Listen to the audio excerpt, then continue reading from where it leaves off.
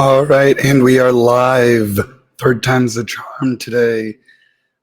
Welcome to the inaugural episode of Politics and Poker, the Gen Z podcast, where we talk all things news, politics, and Indiana.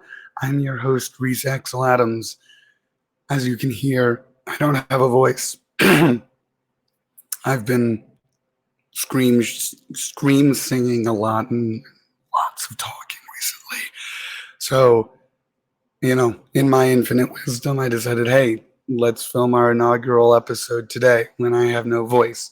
I've got my sore throat spray and lemon tea, so I will be sipping on that and spraying my throat down. But I don't have much of a voice, so I'll give you as much as I can until I have no voice left to give. So, as is usual, well, not usual because this is our first episode, but as will become usual, I have no script. I just have my Google News feed pulled up, and I'm going to read the news, talk about the news, react to the news, give my opinions about the news, and once this podcast has a following and a platform, I'm also going to be bringing on guests, candidates, politicians, local advocates, just random people to come on and talk about what they're doing. So with a sip of the tea, maybe it's hot. With a sip of the tea, we'll get into the news. So the first story that seems to be dominating right now is that the New York Court of Appeals has overturned the $555 million fraud fine that Donald Trump was given last year as a part of his New York City or New York State tax fraud case. I think it was New York City. It could have been city. I can't remember. Yeah, state. That's right. With Letitia James, because Alvin Bragg's the Manhattan District Attorney. So yeah, news. I'll share my screen so you all can see. Okay. Boom. Hello. Okay. Do I have the right screen on? I don't think so.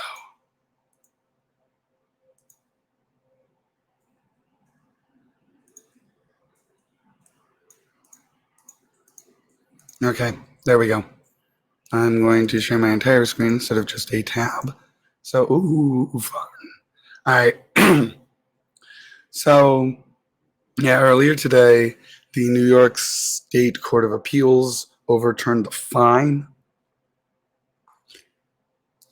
citing the Eighth Amendment, which is protects against. I think it's the fourth is search and seizures. The third protects against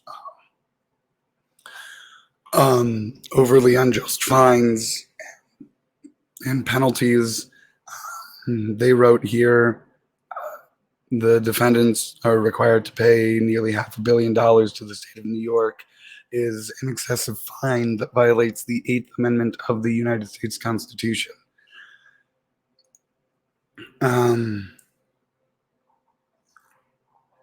They did leave in place the non-monetary penalties that the Supreme Court or the judge put on the Trump organization. So it's just the fine that has gone away. Honestly, not all that unexpected. I think $500 million would have been or was on record the largest tax fraud settlement penalty in at least New York history. I don't know if in the U.S.'s history. And so it makes sense that the Court of Appeals struck that down as violating the Eighth Amendment. It waits to see. It waits to be seen what Letitia James decides to do, whether she, decides to throw out the penalty altogether or just, knock down a couple $100 million.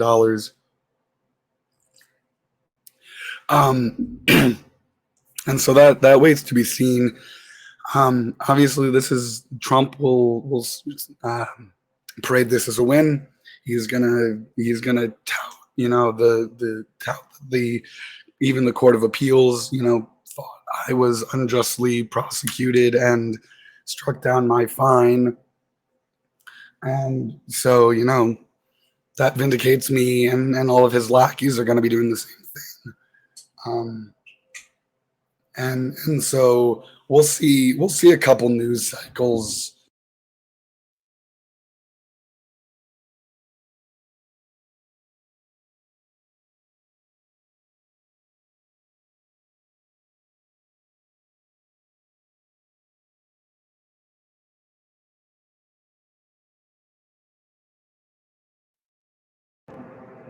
Okay.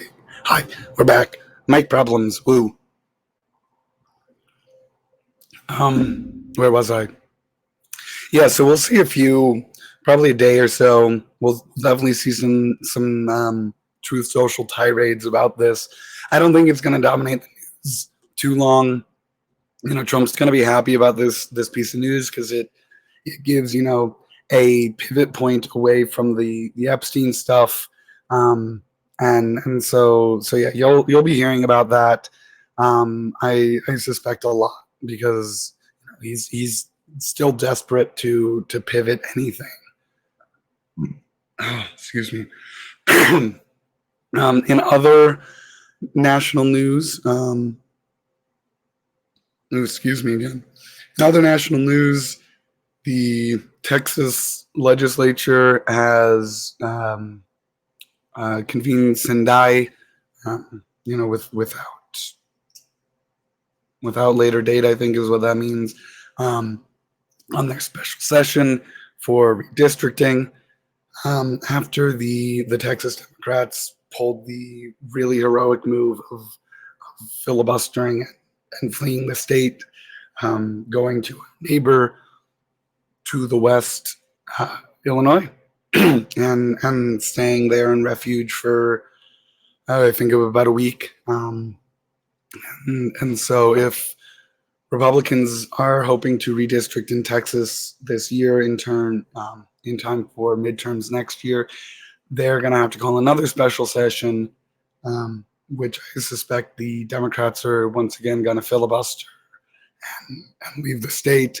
If you've been following this at all, the Attorney General of Texas issued arrest warrants for all the Democrats.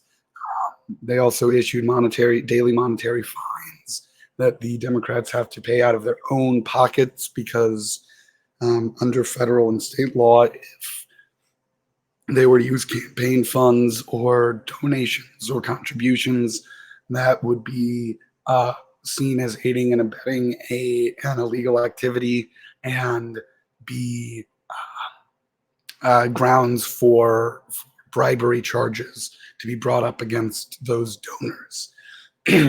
I think the fine was something like $400 a day, which for a part-time legislature that only meets,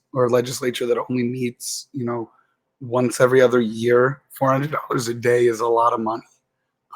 And these people, these brave legislators, were paying it out of their own pockets because that's how important it was. There are talks now that they'll try and get another redistricting session up and going, and then moving to the home front here in Indiana. Well,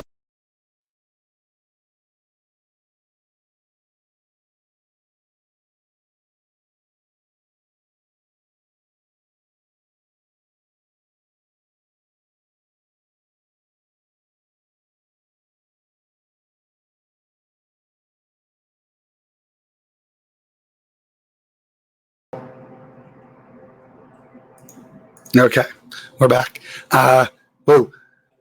As I was saying, bringing redistricting, the redistricting fight to the home front. A couple weeks ago, JD Vance was in Indianapolis to talk to Braun and state legislators about redistricting here in Indiana. A couple days ago, I think it was on Monday or Tuesday, the state house and Senate Republicans caucused to talk about it. I haven't seen any reporting out of the meeting or reporting, out of.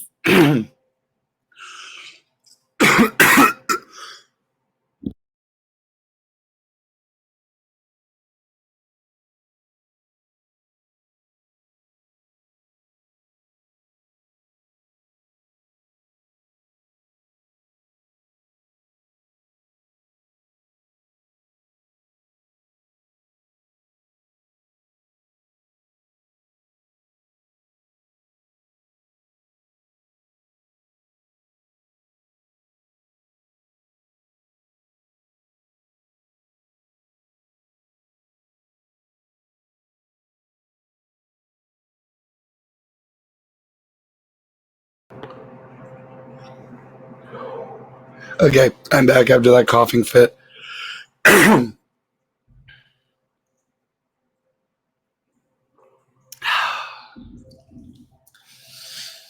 So whew, I haven't seen any reporting out of the meetings that have happened. Um, I do know that a handful, about a half a dozen state legislators, are already talking about or have already pushed back against the idea. Jim Lucas has come out in opposition, and a couple others. Excuse me. So I know Trump has invited a lot of the state Republicans to the White House to continue to talk about this redistricting and put pressure. I don't know how I don't know if he's going to be ultimately successful in this or not. That just waits to be seen. And then obviously, after the political fight, you'll have the legal fight. As I'm sure that what is it, democracy, defending democracy, or the whatever Mark Elias's legal group is, they're probably already drawing up lawsuits for both Texas and Indiana and any other state that's talking about redistricting. I wouldn't be surprised if they're also drawing up lawsuits for the California one, because that runs afoul of not only the nonpartisan efforts to combat gerrymandering, but also can run afoul of the Constitution and voting rights laws. So I wouldn't be surprised even if new maps are adopted here in Indiana or California or Texas or Virginia or wherever they're talking about getting new maps, that lawsuits will be filed, and that can also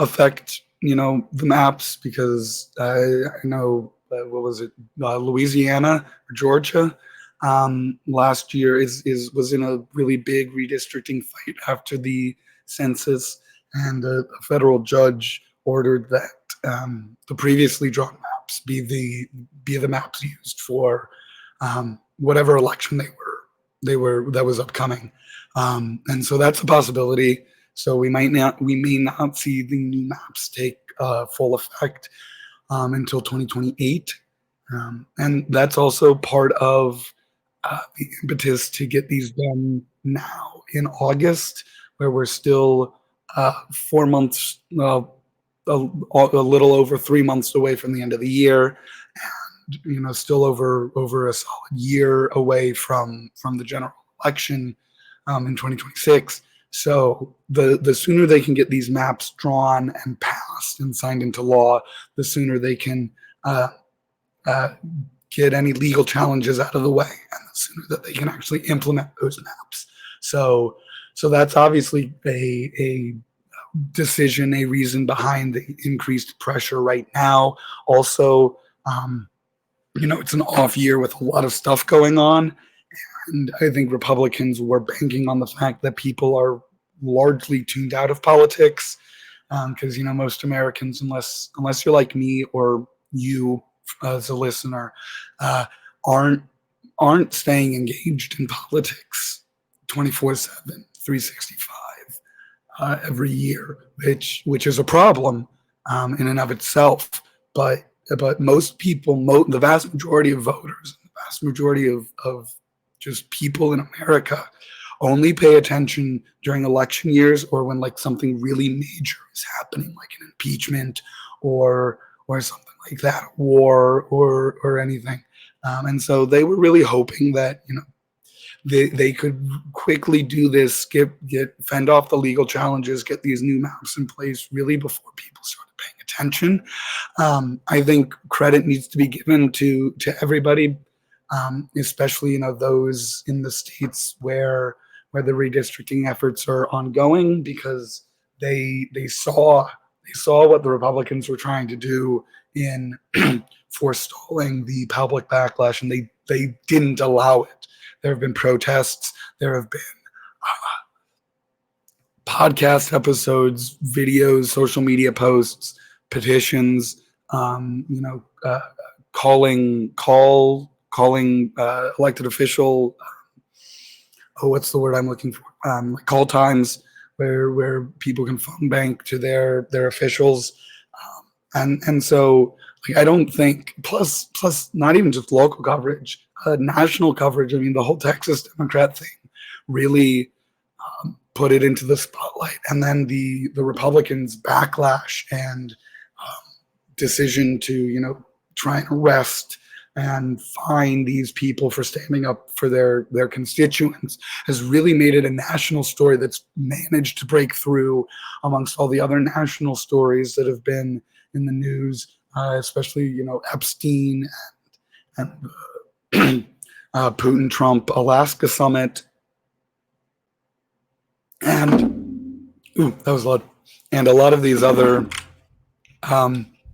headlines that have been dominating the news cycle recently that haven't really been beneficial to Republicans and to Trump. This has joined that chorus, and it has real staying power because it's not just a one and done sort of thing. It's not like a tax bill that gets passed, goes into effect, and then after a year or two, everybody kind of forgets about it. It's something that can have a direct impact for at least 5 years, and if not even longer, because I'm sure that this will be used as a blueprint, and the maps that we see drawn up will be used as blueprints in other states come 2030, when the next census is taken, when by law the congressional and state legislative maps are redrawn. So we could win this fight. I think we can, and I think we're on the trajectory to win the fight in 2025. I don't think we'll see too many new maps come 2026. We might see one or two states that manage to get something largely uncontroversial in the scheme of how redistricting, gerrymandering can be uncontroversial. So I don't know. I doubt the congressional maps are going to look too much different come 2026. But the real worry is 2028, 2030, 2031, 2032, because those elections, believe it or not, are just around the corner. It doesn't feel like it. It feels like an eternity, but they are just around the corner, and we've got to start prepping for them. So yeah, I think that. What? Oh, that's my fucking closet, of course. I think that about wraps up this first episode.